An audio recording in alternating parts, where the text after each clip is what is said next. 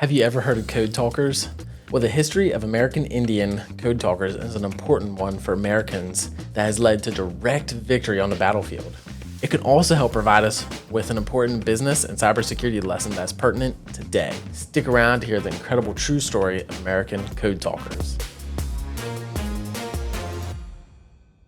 In recent years, the American Indian code talkers have been given credit, giving the Allied forces in World War II an upper hand on the battlefield. Although the Navajo were the most popular of the code talkers, other native nations included the Comanche and Cherokee nations. This group was tasked with creating a secretive code that they could pass along information on the battlefield without the enemy capturing its true meaning. This code was developed using traditional tribal language and with an English word used as the code word to help decipher the message on the other end. Without this secretive code being exploited, the Allied forces and American forces could pass back information on the battlefield without the enemy being able to capture it.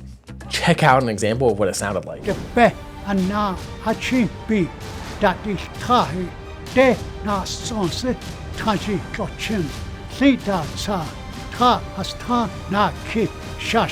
This developmental code ended up being so successful that several commanders ended up attributing the very victory of Iwo Jima, a months-long battle, to the code talkers and their ability to pass messages back and forth undetected. Over the course of this battle, several hundred messages were being passed back and forth successfully without fail. And perhaps the most impressive thing about the Code Talkers program, this code was unbroken through the entirety of World War II.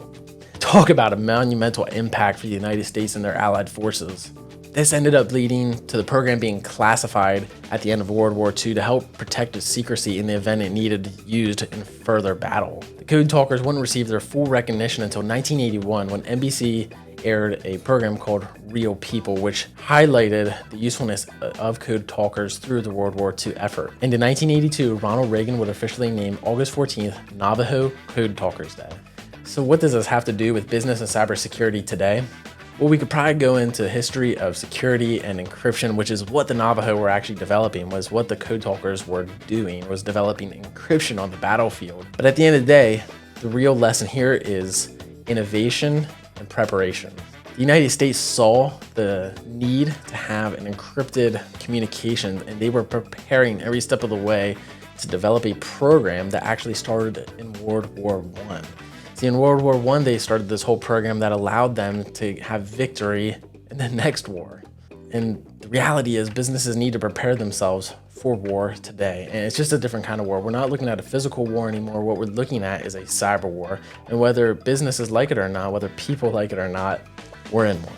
There's this belief in the business world that just because you haven't been hurt, just because you haven't fell victim to an attack, that you're really not under fire, which could not be further from the truth. At the end of the day, we need to adapt or die as a business and as an economy. Ransomware has shut down municipalities, has shut down cities and governments and businesses alike. Innovation is key to the increasing attacks in the cyber world. Just like the United States and the Code Talkers, businesses need to adapt today and prepare themselves for the realities in this world that we're facing. If you aren't sure where to start, you need to reach out to your IT provider, or feel free to reach out to us in the contact information below. I'm Nick Martin. We'll see you next time.